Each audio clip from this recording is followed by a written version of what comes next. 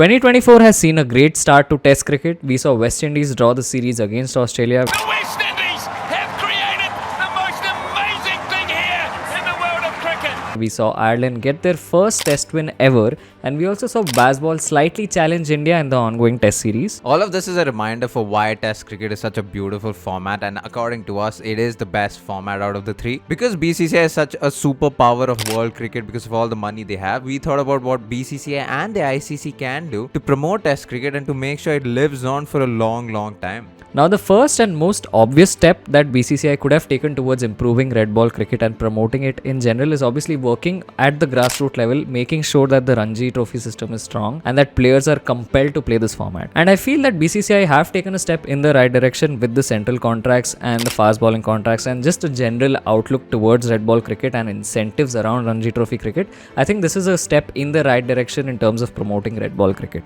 Add to this the fact that the selectors have rewarded players who have done well in the Ranji Trophy consistently is a great step towards promoting Ranji Trophy and also ensuring that players who are doing well in this format eventually get to play for India in Test cricket. The most recent examples are obviously Akash Deep, Rajat Patidar, Sarfaraz Khan, Dhruv Jurel. Now let's spread it out a little and talk about what BCCI and the ICC can do internationally. Let's start off with the IPL and what that did to world cricket. BCCI almost started a domino effect with IPL in 2007, which brought about this franchise cricket that we see all around the world. Every country almost has their own franchise league, and I think BCCI has a lot to do with that, which also makes us wonder if BCCI can do that with Test cricket. Now, something that we've seen over the years when India plays England or Australia is we generally see 4 or 5 test match series, whereas when it comes to the likes of countries like New Zealand and South Africa, who are great countries when it comes to Test cricket, but India tends to play only 2 test matches. Obviously, this is all due to the financial conditions of the boards and their inability to probably play a longer series. Thank you for making this far to the video. If you think there is something BCCI can do and if you already thought of it, please comment down below. Like, share and subscribe and all that good stuff. Continue with the video.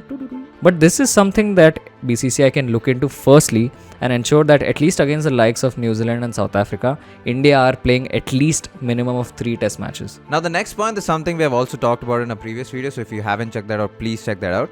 But just making the overall broadcast experience of Test cricket worth looking at. A lot of people who follow Test cricket, I know, switch it off the second either when the day is complete or when there's a session break, because the broadcasting just isn't good enough to keep watching. But when it comes to new fans who've gotten into cricket because of the white ball format, especially T20 format, for them to understand what Test cricket is and the importance of Test cricket and just how the game is played, you need to have better broadcasters broadcasting, better storytellers, better people who understand the game, so that the people who don't know anything about the game can understand Test cricket. Now, another thing that the ICC can do is to ensure that countries like Zimbabwe, Ireland and Afghanistan, for starters, start playing the World Test Championship. As of now, we have only 9 test playing nations playing the World Test Championship, and I think we can increase this roster to 12. Sure, it might go on for a little bit longer, but by promoting these countries to come and play Test cricket, I think you just increase the overall quality of Test cricket from these countries going forward. Now we know that a lot of this has a lot of expenditure and a lot of this comes with money and probably loss of a lot of money.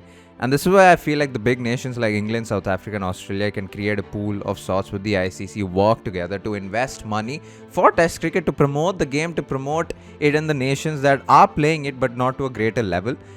And this is the only way you can bring out Test cricket in the world, because if we talk about Test cricket and how great a format that is, we want that to live on. And if we want that to live on, these cricketing boards will need to be selfless at some point, because they'll need to soon realize that they can't just keep the money with themselves and they need to help cricket grow. Thank you so much for watching. If you enjoyed the video, definitely like, comment, most importantly subscribe. 90% of you have not subscribed, so go do that. And yeah, let us know in the comments down below what you think the ICC can do and what BCCI can do to promote Test cricket. Peace.